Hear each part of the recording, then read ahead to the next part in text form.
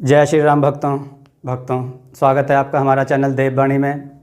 भक्तों, आपको हमारी कथाएं कैसी लगती हैं हमें कमेंट करके ज़रूर बताएं। भक्तों, हमारी कथाओं को लाइक अधिक से अधिक करें, इन्हें शेयर करें और हमारे चैनल को अधिक से अधिक सब्सक्राइब करें। भक्तों, आपसे एक गुजारिश है, हमें इंस्टाग्राम पर फॉलो करें जिसका लिंक डिस्क्रिप्शन में दिया गया है। तो चलिए शुरू करते हैं आज की कथा। जय श्री राम भक्तों, सवालों की श्रृंखला में आप सबका स्वागत है। आज का प्रश्न है, सूरदास जी के पिताजी का क्या नाम था? अपने उत्तर वीडियो में कमेंट करके अवश्य दें। चलिए आज की कथा श्रवण करते हैं। आज की कथा है, एक व्यक्ति का मछली खाने से इनकार और व्यापारी की पुत्री का एक लड़के से प्रेम तथा व्यापारी का कपट। आइए कथा श्रवण करें। बहुत समय पहले की बात है। एक शहर में कमल नाम का एक आदमी रहता था। उनका एक करीबी दोस्त जो साधुओं के प्रवचन सुनने जाया करता था। एक दिन कमल अपने दोस्त के साथ अपने आध्यात्मिक शिक्षक के उपदेश सुनने के लिए गया। वह साधु द्वारा सचित्र अहिंसा के सिद्धांत से प्रभावित था और उसने मछली ना खाने का फैसला किया। जल्द ही शहर में भयंकर सूखा पड़ा। अनाज दुर्लभ हो गया, इसलिए शहर के अधिकांश लोग मछली खाने लग गए। उनका प्राय भोजन मछली बन गया। यहाँ तक कि बहुत पहले जो सख्त शाकाहारी थे वे भी मांसाहारी बन गए। मछली भोजन का मुख्य स्रोत बन गई। इस स्थिति ने कमल की प्रतिज्ञा की प्रतिबद्धता को चुनौती दी। कई दिन बीत गए जब घर में शायद ही कोई खाना था, लेकिन उसने अपनी प्रतिज्ञा नहीं तोड़ी। एक दिन उसकी पत्नी निराश हो गई और कहा, क्या आप देख नहीं सकते कि हमारे बच्चे भूख से मर रहे हैं? क्या आप उनके दुख को महसूस नहीं करते? कृपया कुछ मछली खरीदें जिससे मैं उन्हें खिला सकूं। कमल ने उससे कहा, प्रिय, मैं अपने जीवन को बचाने के लिए अन्य जीवित प्राणियों का जीवन नहीं ले सकता। हम शाकाहारी हैं। मैं अपने बच्चों से प्यार करता हूं, लेकिन इसी तरह मैं सभी जीवित प्राणियों से भी प्यार करता हूं। अंत में कमल के दामाद ने कमल को मछली पकड़ने के लिए जबरदस्ती नदी के किनारे ले गया ताकि उसके परिवार की भूख मिट सके। कमल बहुत दुखी था और गहरे पछतावे के साथ पानी में अपना जाल फेंक दिया।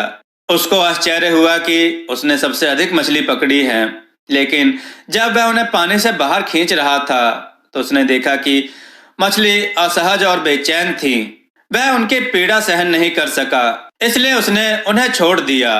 उसने 3 बार कोशिश की और हर बार ऐसा ही किया। वह अब सहन नहीं कर सका और मृत्यु तक उपवास पर चला गया। इस प्रकार प्राणियों की हत्या न करने से उसको भोजन नहीं प्राप्त हुआ और वह मृत्यु को चला गया। उसकी मृत्यु के बाद वह एक नगर के राजा के बेटे के रूप में पैदा हुआ और उसे वहां दीपक नाम मिला। राजा बहुत महान और धन वैभव वाला एक समृद्ध व्यक्ति था।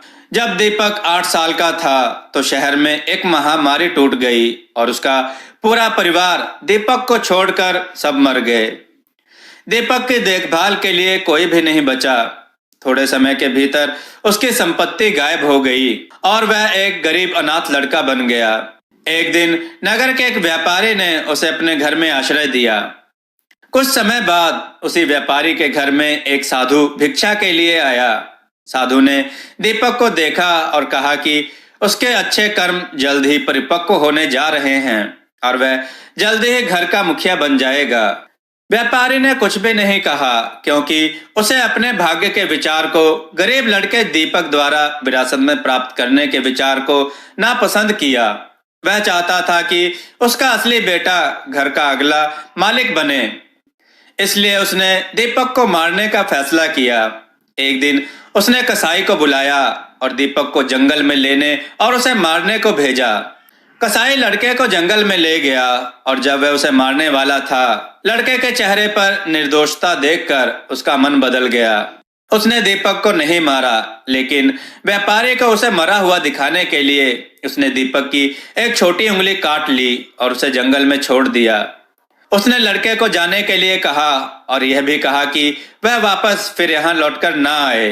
दीपक जंगल में घूमता रहा और जल्द ही उसे एक ग्वाला दिखा।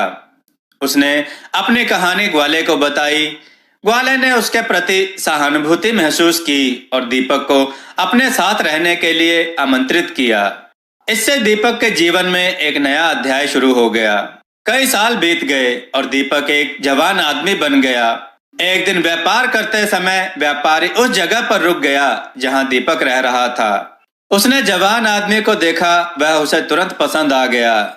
जब व्यापारी ने उसके बारे में पूछा तो उसे एहसास हुआ कि यह जवान लड़का वही था जिसे वह मारना चाहता था। उसका गुस्सा फिर से बढ़ गया और उसने तुरंत दीपक को मारने की नई योजना बनाई। उसने ग्वाले से पूछा कि क्या वह जवान आदमी को अपना संदेश वापस अपने घर ले जाने के लिए दे सकता है। व्यापारी ने दीपक को एक पत्र दिया जो उसको बेटे को देना था। दीपक अपना काम पूरा करने के लिए निकल गया।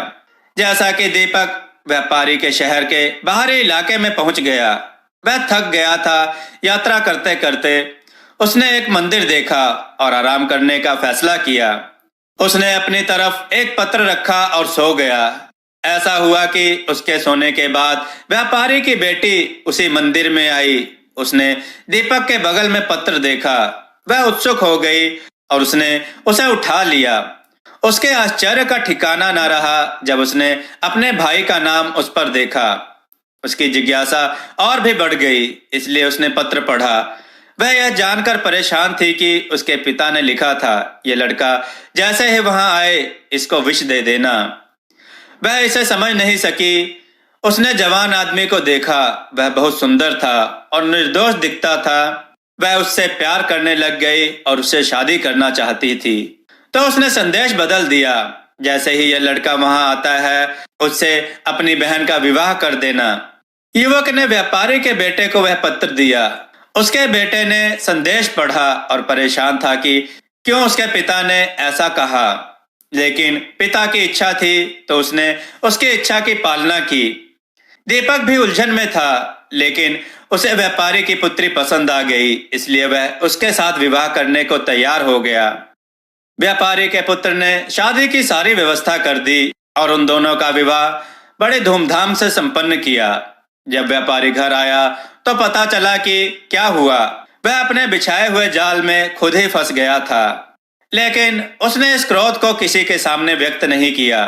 उसने एक बार फिर दीपक को मारने के लिए एक साजिश शुरू की, जो अब उसका दामाद बन चुका था। व्यापारी ने उसे मारने के लिए एक कसाई को पैसे दिए। एक दिन सब लोग भोज में गए हुए थे। कुछ समय बाद दीपक थक गया, इसलिए उसने घर जल्दी जाने का फैसला किया। जब वह घर पहुंचा तो वहां वह पलंग पर विश्राम करने लगा। कसाई उसके पीछे हो गया, लेकिन उसने महसूस किया कि दीपक एक मजबूत आदमी है और उसे हाथों से नहीं मारा जा सकता। बिना किसी चीज से मारना उसे संभव नहीं। तब वह तलवार लेने के लिए घर से निकल गया। इसी बीच व्यापारी का बेटा वहां आ गया। उसने दीपक को कहा, आपको सब भोज में बुला रहे हैं, आप चलिए। व्यापारी के बेटे ने सोचा, थोड़ी देर मैं ही विश्राम कर लेता हूँ। सुबह से सारे कार्य मैं कर रहा हूँ, थोड़ी देर विश्राम करके फिर बाकी के काम निपटा लूंगा। यह सोचकर व्यापारी का बेटा उसी पलंग पर लेट गया। पलंग पर लेटते ही व्यापारी के बेटे को नींद आ गई और वह सो गया। उधर कसाई तलवार लेकर वापस आया और कुछ भी सोचे बिना अपनी तलवार को आदमी की गर्दन पर मारा और उसका सिर काट दिया। कुछ समय बाद जब परिवार घर पर आया तो उन्होंने वहां खून पाया और यह जानकर चौंक गए कि व्यापारी का पुत्र मारा गया है। वे सब सोचकर बहुत हैरान थे, ऐसा किसने किया। व्यापारी को अब एहसास हो चुका था कि उस युवक को मारना यानी उसके भाग्य को बदलने की कोशिश करना असंभव है। व्यापारी ने सभी के सामने अपना गुनाह कबूल किया और अपने बेटे की हत्या के कारण वह एक साधु बन गया और उसने अपना सारा व्यापार और घर का मालिकाना दीपक को सौंप दिया। दीपक ने कई वर्षों तक अपना कर्तव्य संभाला। बाद में वह सब मिलजुल कर खुशी खुशी रहने लग गए। दोस्तों, आपको यह कथा कैसी लगी? अपने विचार और सुझाव कमेंट में जरूर दें। हमारे कथाओं को लाइक करें, हमारे चैनल को सब्सक्राइब करना ना भूलें। हमारी कथाओं को शेयर जरूर करें, जिससे लोगों को उत्तम ज्ञान प्राप्त हो। जय श्री राम भक्तों।